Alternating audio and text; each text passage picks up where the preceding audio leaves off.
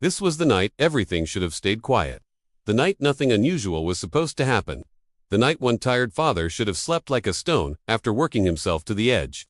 But fate has a strange way of choosing the most exhausted people and asking them to rise again. Michael Johnson lay on his old sofa in his small rented house in the suburbs of Cleveland. His back was sore from bending under cars all day. His hands carried the permanent stains of engine grease, no matter how hard he scrubbed. His eyelids felt like they were made of iron as he tried to drift into the first real sleep he had earned in days. Outside, the world was silent. Inside, only the soft sound of his daughter, Maya, breathing in her bedroom, reminded him why he pushed so hard to survive. Then, the phone began to ring at 2 in the morning, a sound so sharp in the quiet that it sliced through his exhaustion. For a moment, Michael thought it was a dream, a random noise from his tired brain. But the phone continued to ring, again and again, a cry cutting through the still air of the house. He forced himself up and answered. What he heard next was not normal, not casual, not anything a stranger should hear. A soft, trembling voice filled with terror said, "Daniel, please do not leave me. I do not want to die alone." Michael stood completely frozen, his heart thudding with a sudden, heavy beat. Whoever she was not calling the right person, but there was something in her voice, something that reached straight into him. He tried to tell her she had the wrong number. He tried to explain he was not Daniel. But she kept speaking as if her life depended on someone picking up. "I am scared. It hurts. Do not let them take me alone." In the background, he heard things he recognized from his own past. Beeping hospital machines. Rushed footsteps. A nurse shouting for assistance. All of it triggered a memory he carried like a scar. Years ago, he had rushed Maya to the emergency room in the middle of the night. Her small body was shaking with a fever so high it felt like fire. He had begged the doctors to save her, begged the universe, begged anything that would listen. He had never forgotten that fear. Now, it was happening again. But to someone else. To someone who had dialed him by mistake. Michael looked at the phone, his chest tight, his breath uneven. He knew that voice. Not the person, but the feeling behind it. The fear of being left alone in the dark with pain that felt bigger than the world. The woman gasped again. Her voice cracked in a way that made Michael feel he was hearing a soul break. "I think I am dying. Please do not let me die alone." He could have hung up. He could have said he was sorry. He could have reasoned that it was none of his business. But Michael was not built that way. Life had taken from him, tested him, broken him at times. But it had never taken his ability to care. Without thinking, he grabbed his keys from the faded wooden table. He looked toward Maya's room. She slept peacefully, unaware that her father's next decision would change the future for all three of them. Michael slipped on his jacket and walked out into the cold night. The air felt sharp against his face, but his mind was fixed. He drove across the empty streets, streetlights casting long shadows as he moved through the city. Every red light made him more anxious because he kept hearing her weak breathing echoing in his head. When he arrived at the hospital, he asked the front desk if a young woman had been brought in alone. He described her voice, the urgency, the fear. A nurse recognized who he meant. The woman was in critical care. No family, no visitors. Only doctors trying to stabilize her as best as they could. Michael walked into the dim hospital room, and there he saw her, Emma Hale. He did not know her name yet. He did not know her story. But he saw a young woman who looked too fragile for her own body. Her skin was pale, her breathing uneven. Her eyes were half open, as if she was fading in and out of the world. When she saw him, she whispered, "You came." Her voice was so soft, he barely heard it. Michael sat beside her, not knowing why he felt so strongly that he could not leave. He held her hand gently. Her fingers were cold and trembling. She looked at him with a kind of disbelief, like hope had appeared in human form. They stayed that way all night, talking, not talking, simply existing in the same fragile moment. As dawn arrived, she whispered a final soft line. "Thank you for staying with me. No one else would have come." Michael left the hospital at sunrise, believing this was the end of whatever strange connection had formed between them during the night. But the world had other plans.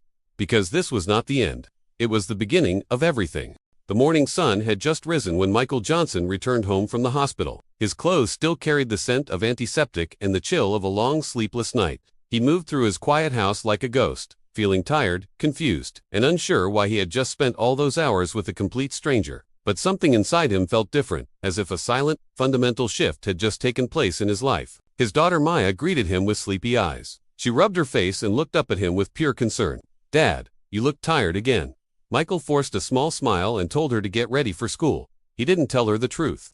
He didn't tell her that the pained voice of a dying woman still echoed in his mind like a storm that refused to settle down. After dropping Maya at school, he tried to rest, but his mind was flooded with images of the girl from last night, Emma Hale. He'd only learned her name when a nurse mentioned it while updating her chart.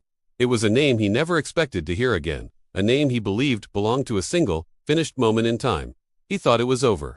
He thought the universe had simply used him for one night, to provide a bit of comfort for someone who was all alone. But fate, it seemed, was already preparing its next move. Around noon, a loud, firm knock echoed through Michael's small, rented home. He opened the door and froze. A black luxury SUV was parked right outside, so polished and spotless that it reflected the entire street. Standing at his doorstep was a man in a clean, dark suit. He was tall, confident, radiating a kind of presence that just didn't belong in a neighborhood like this. The man greeted him with a calm, unwavering tone. "Mr. Johnson, Ms. Hale has requested your presence immediately." Michael just stared, utterly confused. Why would Emma Hale, the woman from the hospital, ask for him? He was just a stranger, a wrong number, a mistake. Still, the man in the suit waited patiently, the SUV door already held open, as if denying the invitation was never really an option. Michael hesitated, but a feeling in his chest whispered that walking away now would be a decision that would haunt him forever. So, he stepped inside. The ride felt completely unreal. The interior of the SUV smelled of rich leather and quiet wealth, a world so different from his own life of oil-stained shirts and overdue bills. The city streets blurred past the windows until they entered an area filled with sprawling estates, with homes bigger than anything Michael had ever imagined. The SUV finally stopped before a mansion that looked like it belonged to royalty. It had tall white pillars, endless windows, and perfect gardens trimmed with impossible precision. Inside, everything felt cold, not in temperature, but in atmosphere. There were silent hallways, expensive art on the walls, and people walking with a hurried, silent purpose. The suited driver led him to a private room, and there she was, Emma Hale, propped up against a stack of pillows. She was still visibly weak from her illness, but there was a fire in her eyes. She smiled faintly when she saw him, a real, human smile, not forced or polished. "You came," she said. Michael approached slowly, still completely unsure why he had been summoned. He asked her if she was feeling any better. She nodded gently, but he could tell there was something else, something heavier lingering just beyond her expression. Emma motioned for the others in the room to leave. Soon, only Michael remained. Her hands, resting on a blanket, trembled slightly. She looked at him with a mix of fierce determination and raw vulnerability. And then, she spoke. "Michael, I need your help." He was confused. Help? Help with what? He had already helped the only way he knew how, by simply staying beside her when she was afraid. Emma took a slow, careful breath, her voice steadier now. "My company," she began, "is preparing to remove me from the board. They see me as weak. They think I can't lead because of my illness." She paused, then added, "And they're right. I am vulnerable." Michael listened, but the world she was describing was completely alien to him. Boardrooms, shares, corporate judgment, he barely understood any of it. Emma continued with a quiet, controlled tone. "They think I have no one. No family, no partner, no support. Investors want stability. They want confidence. They want me to look strong." Then, she said the words that completely shocked him. "I want to hire you, Michael, not as a worker, not as an assistant, but as my partner." In public, Michael just stared at her, his mind reeling in disbelief. "Partner," she explained further. Her company needed to see her as grounded, supported, connected. Having someone by her side, someone genuine, someone completely outside their cutthroat world, would change how the board viewed her condition. And then she said something even more unbelievable. "For 6 months, I will pay you $1 million. The room suddenly felt heavier. Michael felt his heart beat slow, his thoughts turned to a blur. $1 million. For pretending, for standing beside a woman he barely knew. He took a step back, shaking his head. "No, I can't do that. I don't lie. I won't lie for money." Emma looked at him, not with anger, but with understanding. She knew he would refuse. She had expected it. Michael left the mansion and returned to his home, a tiny place filled with fading paint and broken corners. He looked around at the reality that greeted him. Maya's backpack with its torn straps. Her shoes, which were getting too small, though she never complained. The stack of unpaid bills on the table. The overdue rent notice glaring at him. The refrigerator, humming with more empty space than food. Michael sat down on the couch and put his face in his hands, the weight of his life pressing down harder and harder. His phone lay on the table. He looked at the screen, at his own tired reflection, at his fears, at his responsibilities. And then he thought of the offer. Not for himself, but for Maya, for the little girl who deserved everything he could never give her. Michael picked up the phone. He dialed the number he now knew by heart. And when Emma answered, he said 4 words that would change everything. "I will do it." Michael Johnson had accepted the offer. But acceptance didn't erase the weight in his chest. It only shifted it, moving it from one corner of his life to another. He knew he had stepped into something too large, too bright, too dangerous. A world meant for powerful people. A world not built for a tired mechanic from Cleveland. The next morning, he prepared Maya for school, just like always. But his mind was miles away, lost in the future he had just agreed to. Maya watched him quietly from the kitchen table. She had a way of sensing when her father carried storms inside him, even when he tried his best to hide them. She reached out a small hand and squeezed his arm. "Dad, are you okay?" Michael forced a calm smile and nodded, ruffling her hair.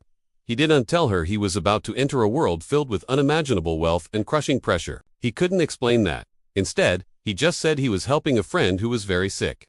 Maya accepted the explanation without question because she trusted him completely.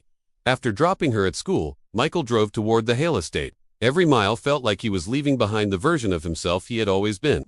The familiar streets of Cleveland blurred into a landscape of uncertainty.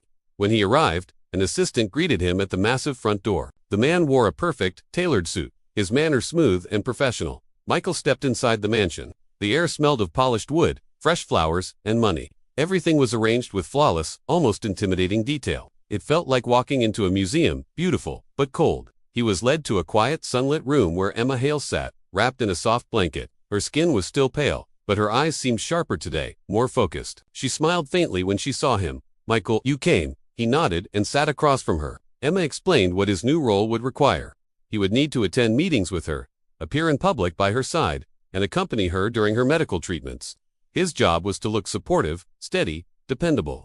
The world needed to believe she was not alone, that her foundation was solid. Michael listened, a knot twisting inside him. It wasn't because of the lies. Not really. It was the sudden, stark realization that Emma needed someone far more than she was willing to admit. Not a hired man playing a part, but a genuine human presence. Someone who saw her as more than an empire on the verge of collapse. The first part of his new life began that very afternoon. He accompanied Emma to her chemotherapy session. The hospital corridor smelled of disinfectant and quiet fear. In the treatment room, Emma sat in a white reclining chair as nurses prepared the floor. Her body trembled slightly, not from fear, but from a deep, bone-weary exhaustion. Michael sat beside her, feeling completely out of his depth, unsure of what to do or say. He had never been around treatments like this before. Emma noticed his discomfort. Her voice was soft, barely a whisper. "You don't have to stay." Michael just shook his head silently. He stayed. As the treatment began, Emma closed her eyes, her grip tightening on the edges of her blanket. Michael watched the steady, rhythmic drip of the medicine, watched her fight for each calm breath. And in that sterile, quiet room, he realized just how cruel the world had been to this young woman. She had wealth beyond imagination, but in her hardest, most vulnerable moments, she had no one to hold her hand. Hours passed. When the treatment finally ended, Emma looked completely drained, as if life itself had been squeezed out of her. Michael helped her to the waiting car. She didn't speak on the ride back, and she didn't need to. Her silence was a thank you, more profound than words. But there was no rest for either of them. That evening, they arrived at the Hale Corporation headquarters, a towering glass building that pierced the sky. Inside, everything gleamed. Employees moved with a brisk, relentless purpose. Phones rang, their echoes bouncing off the polished marble floors. Emma walked into the boardroom with Michael right beside her. The board members, already seated around a long, imposing table, had faces as sharp as their suits, and eyes even sharper. Their stares cut into Michael the moment he entered. He could feel their judgment like heat on his skin. They wondered who he was, why he was there, what role he dared to play in their world. Donovan Walsh sat at the center of the table, his suit immaculate, his expression unreadable. His eyes locked onto Michael with a slow, measured interest, the kind of interest that felt like a silent threat. Emma introduced Michael with a steady, practiced confidence. "Michael is important to me. He will be present moving forward." The atmosphere in the room shifted instantly. There were whispers, frowns, thin smiles that barely hid their sharp opinions. Donovan offered a polite, almost dismissive greeting, but his eyes never softened. He studied Michael carefully, like a wolf evaluating a new, unknown player in the forest. The meeting began, and Michael didn't understand most of the corporate jargon being thrown around, but he noticed other things. He noticed how Emma forced herself to act strong, her posture rigid. He noticed how the board members watched her, like vultures waiting for any sign of weakness. And he noticed how Donovan spoke with a calm, insidious authority, always directing attention away from her strengths, always planting seeds of doubt where he wanted them to grow. After the meeting, Emma seemed smaller, more tired and worn than ever before. But when she looked at Michael, she managed a tiny, confident smile. "You did well, just by being here." He didn't know why, but those words touched something deep inside him. Later that night, as they returned to the estate, their car was ambushed. Headlights flashed from outside. Paparazzi cameras clicked rapidly, a frantic mechanical sound. Voices shouted her name. Flashes burst like lightning, creating dozens of disorienting photos. Emma Hale, with a mystery man.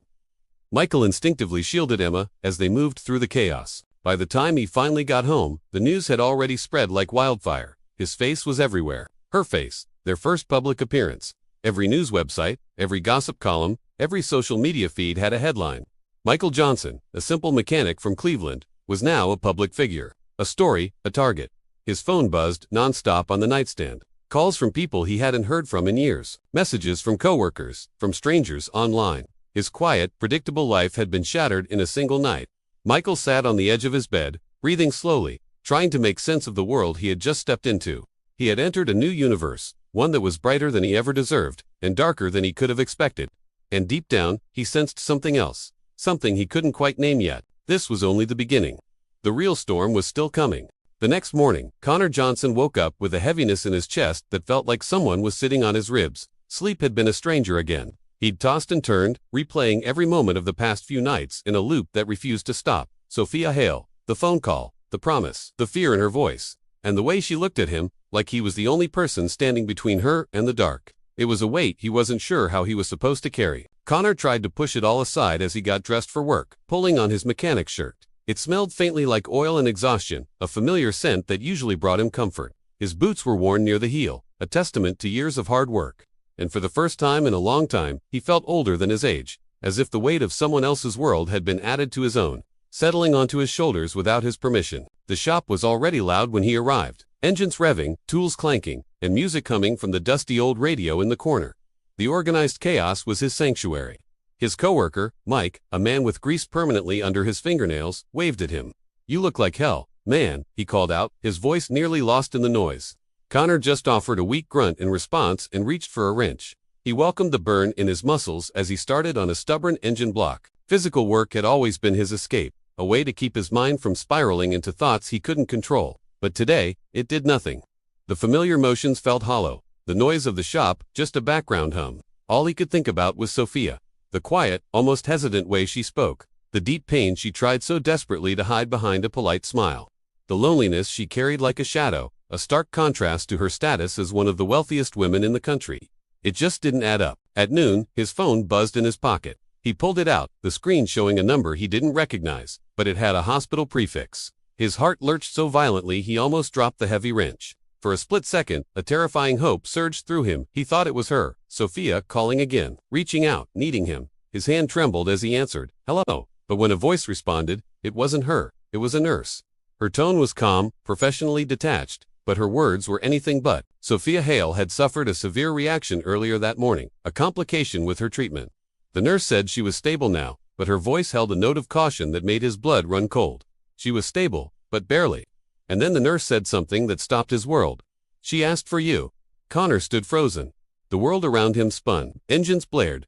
Men shouted. Tools clanged against metal, and yet it all faded into a dull, distant hum. She had asked for him, not her friends, not her family, who he assumed were somewhere in the picture. Him, the mechanic she barely knew. He didn't even think. He left work without clocking out, dropping the wrench on the workbench with a loud clatter that echoed in the sudden silence of his mind. He drove faster than he should have, the familiar streets becoming a blur. His thoughts were even worse, a chaotic mess of what-ifs. Why him? Why did she choose him, a complete stranger, in a moment of crisis? What if she was dying? What if that frantic phone call had been more than just fear? What if it had been a warning of what was to come? When he reached the hospital, he rushed through the sterile, antiseptic-smelling corridors, his work boots echoing on the polished floors. He followed the signs until he found her room number. The door was partly open, and he paused, his heart pounding against his ribs. Inside, he saw her. She was lying in bed, looking impossibly small and pale, weak. Her breathing was shallow, a faint rise and fall of the thin blanket. Her eyes were half closed, those once bright, vibrant eyes now dimmed by pain and medication.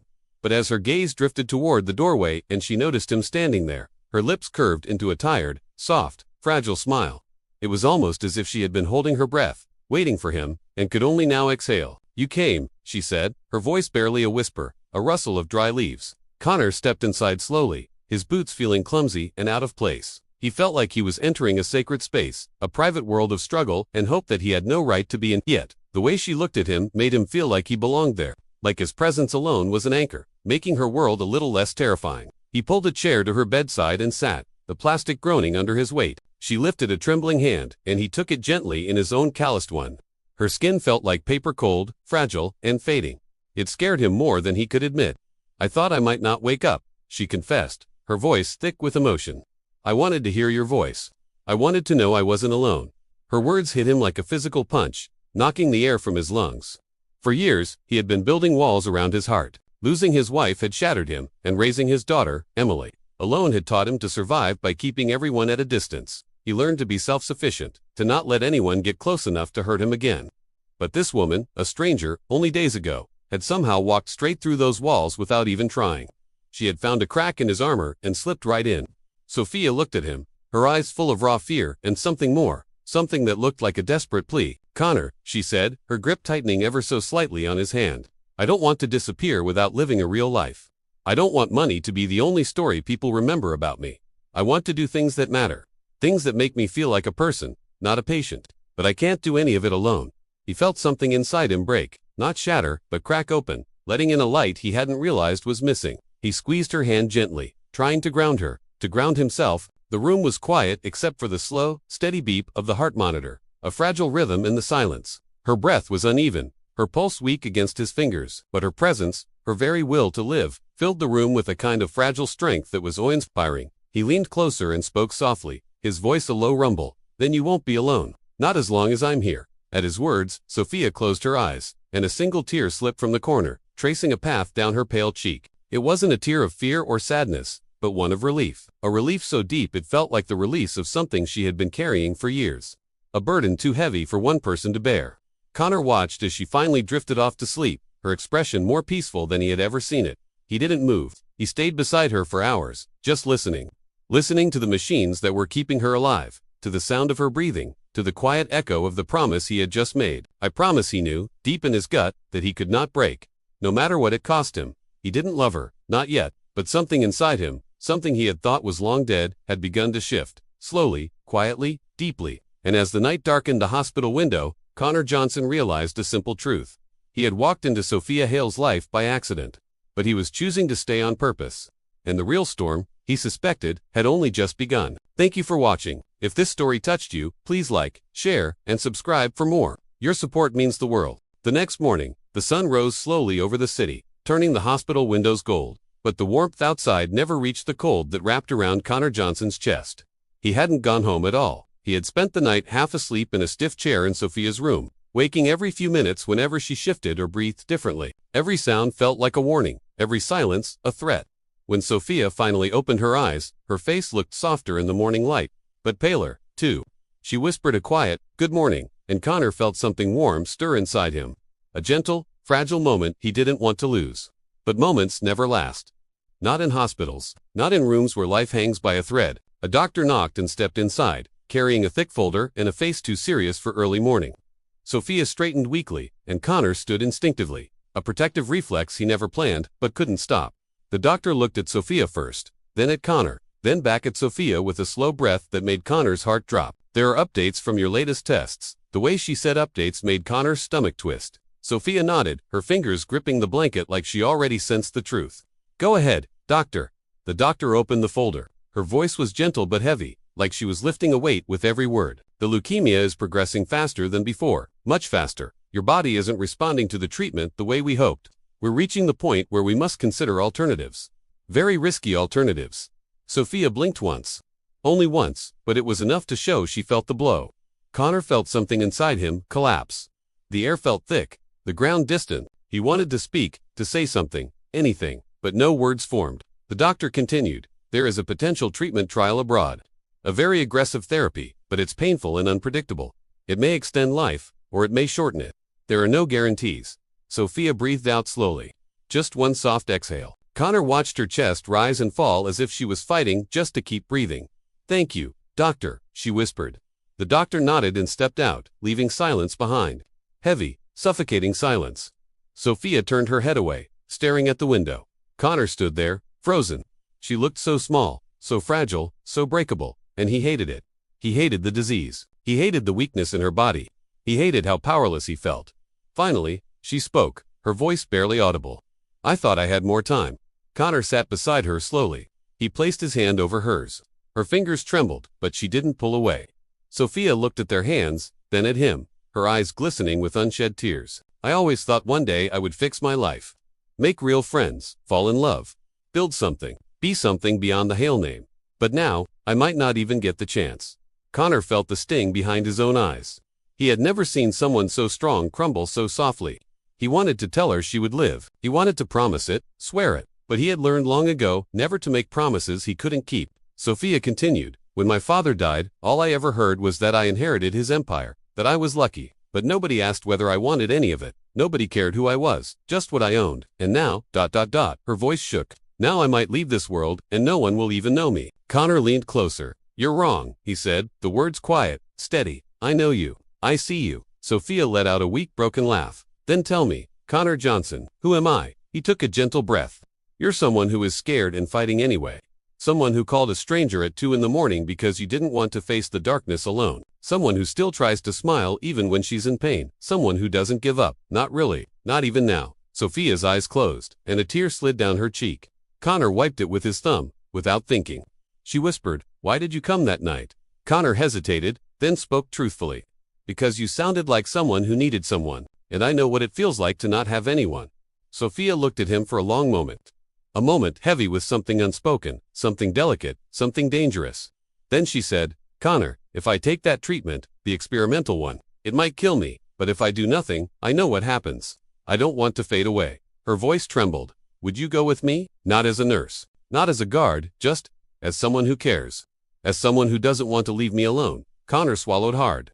The weight of her question pressed into him. He thought of Emily, his daughter, his responsibilities, his job. But then he looked at Sophia, at her shaking hands, her scared eyes, her lonely strength, and the choice was already made, somewhere deep inside him, long before she asked. He nodded slowly. "I'll go anywhere you need." Sophia breathed out, a trembling, fragile exhale of relief. Her eyes closed as if she could finally rest. She whispered, "Thank you, Connor. Thank you for not letting me disappear." But Connor knew this was only the beginning. The world was about to shift around them, and the next step would change both of their lives forever. If this story touched you, please hit that like button and subscribe for the next chapter. Let me know in the comments what you think will happen next. Thanks for listening. The flight back home was heavy with silence. Sophia just stared out the window, watching the endless sea of clouds drift by. I kept my eyes on her, my heart clenching with every shallow breath she took. It felt like I could see every worry flickering across her face, and all I wanted was to shield her from it all. From the risks, the challenges, and the shadows of a past that refused to stay buried. When we landed, the driver was waiting. The ride back to the mansion felt like a slow-motion scene from a movie, the air thick with an unspoken tension. I stayed right by her side, every step feeling heavier than the last, as if the world itself was holding its breath, waiting for something to break. That evening, it did. A sharp, confident knock echoed through the foyer. I moved to the door, a sense of foreboding washing over me. Standing on the doorstep was a tall man, his eyes sharp and calculating. His mere presence seemed to suck the air out of the room. From behind me, I heard Sophia's voice, fragile and strained. "Connor, who is that?"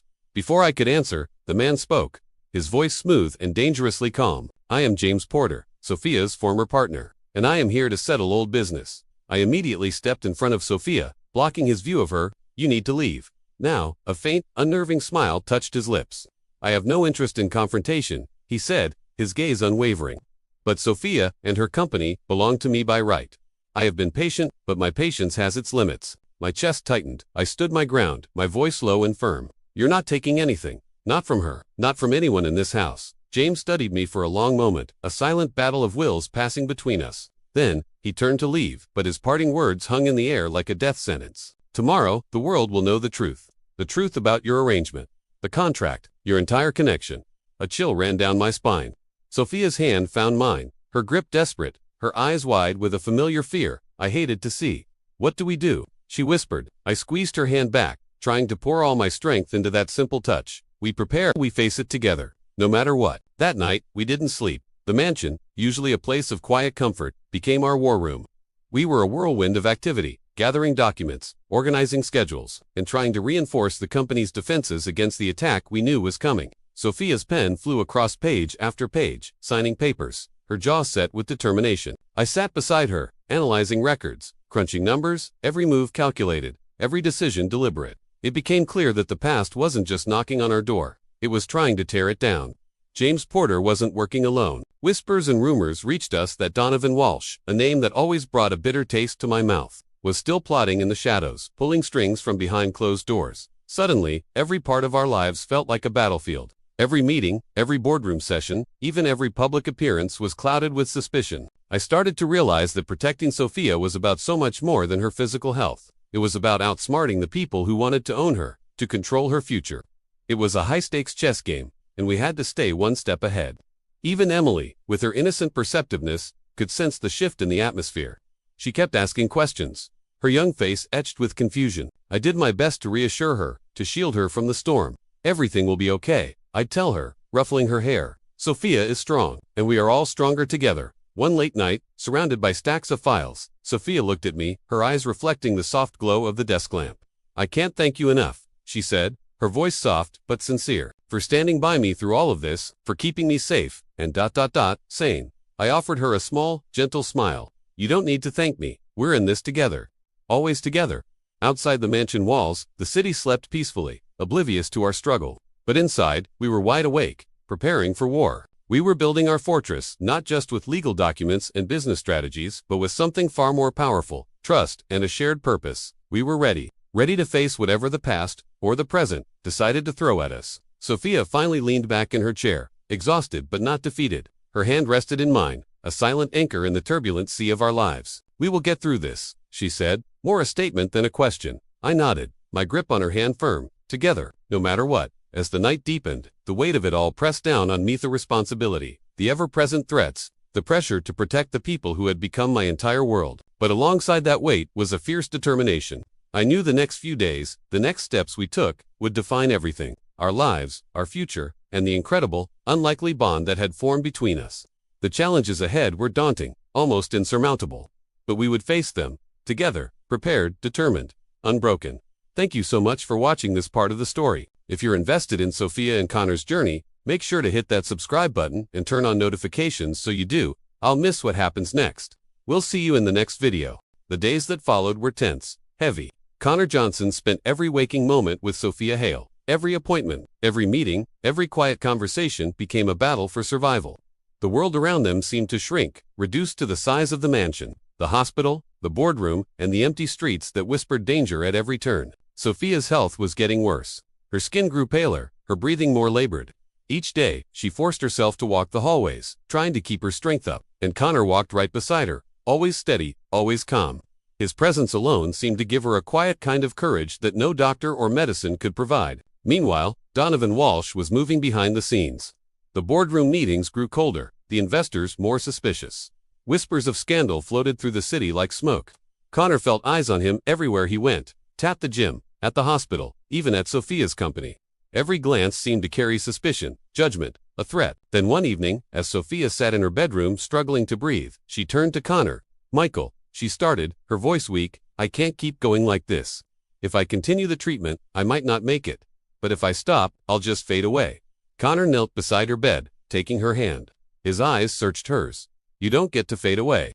Not while I'm here. I won't let you face this alone. I will fight this with you. She shook her head weakly. I don't want to put you in danger, Connor. I've never been afraid of danger, he whispered softly. I've been afraid of losing you before I even got to know you. Sophia looked at him, long and steady, her hand trembling in his. A thick, heavy silence stretched between them, full of things neither had said, things neither had dared to admit. Connor leaned closer, her eyes searched his, and she felt the warmth in his gaze, the steady beat of his heart, the calm in his presence. It felt like an anchor in a storm she couldn't control. I'm not leaving, he said quietly. You are not alone. Not now, not ever. Sophia breathed in slowly, her chest rising with effort. Then she did something neither of them had planned. She leaned forward and kissed him. It was a soft, gentle kiss, hesitant at first, then stronger, filled with all the fear and hope and longing they had held back for so long. Connor froze for a moment, then he returned the kiss. His hand moved to her cheek, feeling the warmth against the cold of her illness, feeling the life that still existed in Hertha, life they were choosing to fight for together. When they finally pulled away, both were breathless. Sophia whispered, I've never felt anything like that. Connor smiled softly. Neither have I, but we will face everything together. All of it. The very next morning, they began planning. They knew Donovan Walsh wouldn't wait. He would move quickly, and his accomplice, James Porter, would be ready to strike. Every step they took had to be precise, every decision careful. They simply could not afford any mistakes. Connor spent hours gathering evidence, digging through records looking for connections that could expose the truth about Donovan's illegal dealings. Sophia, using what little energy she had, attended meetings, projecting an image of strength, fighting for the company she loved, fighting for the life she wanted to live. At night, they would sit together in the study, working side by side. Connor would be reading documents while Sophia signed letters and reports. And sometimes, when the world felt too heavy, they would simply hold hands, sitting in silence, drawing strength from each other, from the bond that had grown from a wrong number, a hospital room, and one simple choice. One night, as rain poured outside the windows and thunder shook the mansion, Sophia looked at Connor. "I want you to promise me something. Whatever happens, no matter what, we do this together." He nodded. Always together. They shared another quiet kiss, this one full of unspoken promises, full of strength and determination. In that moment, Connor realized something profound. This was no longer about contracts or appearances. It wasn't about money or obligation anymore. This was about love. Real love. The kind that grows in the hardest moments. The kind that refuses to break. Sophia smiled faintly. "We have a plan, Connor. We expose Donovan. We fight him. And we win. Together." Connor squeezed her hand. Together, no matter what. Outside, the rain fell harder, and the city lights blurred through the storm. But inside the mansion, two people sat holding hands, ready to face a world that wanted to tear them apart. They were ready to fight. Not just for the company, not just for themselves, but for each other. And in that moment, Connor knew. Whatever came next, whatever danger, whatever betrayal lay ahead, he would never let her face it alone. The storm outside was nothing compared to the storm they were about to face. But inside that mansion, they had found something stronger than fear, stronger than power, stronger than any enemy. They had found each other, and that made all the difference. Thank you for watching, and be sure to subscribe for the next chapter of our story. Hey everyone, and welcome back. Today, we're rediving into a story where the boardroom is a battlefield and every deal could be a trap. The city lights blurred past the car windows as Connor Johnson drove Sophia Hale home. The tension between them was thick. Their rival, Donovan Walsh, was moving faster than they expected, and every whispered rumor felt like a threat. Back at the mansion, the quiet halls echoed as they prepared their countermove, a fake business proposal, perfectly designed to lure Donovan into making a mistake. Sophia, though exhausted, was a force of nature reviewing documents, checking every figure. Her determination was unshakable. Meanwhile, Connor set up the digital side of the trap, hidden cameras, secure lines, all to capture the evidence they needed. The next day, Donovan arrived, confident and calculating. He walked right into their conference room, unaware of what was waiting, or so they thought. As Sophia presented the proposal, Donovan began to twist the situation, cleverly turning their trap back on them. Connor's stomach tightened. They had underestimated him. Just when it seemed like their plan would backfire, Connor made a decision. He leaned close to Sophia and whispered, "Trust me." They presented new evidence details Donovan had overlooked, digital traces he couldn't erase. His confident mask began to crack. Connor pressed his advantage, exposing gaps in Donovan's defense, while Sophia supported him with clear, precise arguments. The tide was turning. The board members grew concerned, and Donovan realized the trap had only exposed his own weaknesses. After the meeting, he left, his expression unreadable. Connor and Sophia knew this was just the first victory. The storm wasn't over, but they were stronger. That night, exhausted but resolute, they knew the real battle wasn't just against Donovan, but against fear and doubt, and they realized that together, drawing strength from each other, they could face anything. What a nail-biter. Let me know in the comments what you think will happen next. The days after the trap were tense. Donovan Walsh had retreated, for now, but Connor Johnson and Sophia Hale knew the fight was far from over. Every move they made was calculated. Every meeting was observed. Every document double-checked. They couldn't leave anything to chance. Connor spent hours, late into the night, reviewing the evidence they had gathered. He meticulously cross-referenced files, documenting every connection, every tiny detail that could protect Sophia and expose Donovan if he tried to strike again. Meanwhile, Sophia worked tirelessly at the company. She presented herself as strong, focused, and determined. Her presence commanded attention, her confidence growing with every decision she made. She was no longer the woman hiding in the shadows. She was a leader, ready to defend what was hers. The next week, Donovan made his move. Just as they'd anticipated, he tried to manipulate the shareholders, spreading vicious rumors in the media to discredit Sophia. But Connor and Sophia were ready. The evidence they had gathered was clear, solid, and undeniable. And when the board convened to review it, the truth became blindingly apparent. Connor attended the board meeting, sitting right beside Sophia. His presence was calm and steady, a silent pillar of support. The board members listened intently as Sophia presented the facts. She carefully explained each connection, each document, each event that revealed Donovan's dishonesty and outright manipulation. It was a masterclass in clarity and conviction. Donovan tried to respond, but his usual charm and control faltered under the weight of the evidence. He stammered, he deflected, but the facts were unassailable. The board watched, their expressions growing colder with each lie he told. They asked sharp, challenging questions, and his answers fell apart. In the end, they voted. The decision was swift and unanimous. Donovan Walsh was removed from the company. His web of deceit completely unraveled. His attempts to manipulate and threaten had been utterly defeated. Outside the boardroom, Sophia let out a long, shaky exhale. Connor took her hand, his grip firm and reassuring. They shared a quiet smile, a mix of profound relief and sweet triumph washing over them. They had won, not just for the company, but for their trust in each other. Just then, the door burst open, and Emily ran into the room, her eyes wide with excitement. "Dad, Mom, we did it." Connor knelt to hug his daughter tightly. "Yes, we did," he said, his voice thick with emotion. Together, Sophia smiled softly at their embrace. This was it. This was the family she had been missing. The bond that mattered more than any contract or title. The following months brought a new season of healing. Sophia's health improved dramatically. Her treatment was successful, and she steadily regained her strength, with Connor supporting her at every single step. Emily flourished at school, no longer burdened by the tension that had filled their home. Connor returned to his community projects, helping others with the skills he had always possessed. But now, he had the support and resources he had never imagined possible. Thanks to Sophia, their relationship grew stronger each day, built on a foundation of trust, respect, and shared experiences. They spent quiet evenings together, working, planning, and simply enjoying each other's presence. Their bond was deeper than any legal arrangement. It was real, a family built on care and honesty.